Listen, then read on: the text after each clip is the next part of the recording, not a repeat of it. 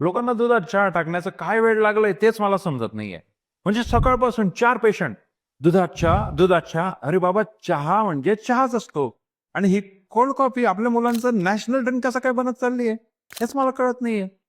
दुधात चहा टाकल्याने कप काही कमी होत नाही, शरीराला कसली ऊब मिळत नाही, सर्दी किंवा वाहणारं नाक काही थांबत नाही, छातीही साफ होत नाही. हो, ऍसिडिटी मात्र नक्कीच होते. आजकाल आपल्या पालकांची मुख्य तक्रार काय असते?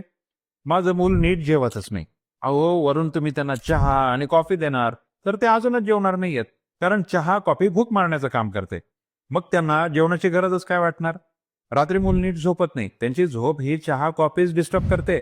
आणि मुलांची झोप नीट झाली नाही, की मग ते हायपर ऍक्टिव्ह होतात. मग तक्रार सुरू होते, की माझं मूल इतकं चिडचिडं, इरिटेबल कसं झालंय? अजिबात ऐकतच नाही. पाजा अजून चहा, कॉफी. परिस्थिती अजूनच बिघडणार.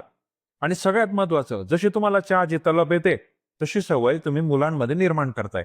पोरांचा मेंदू अजून लहान आहे, त्याची पूर्ण वाढ किंवा वायरिंगही नीट झालेली नाहीये. आणि तुम्ही आतापासूनच त्यांना चहा, कॉफीचं व्यसन लावून डिपेंडंट बनवताय.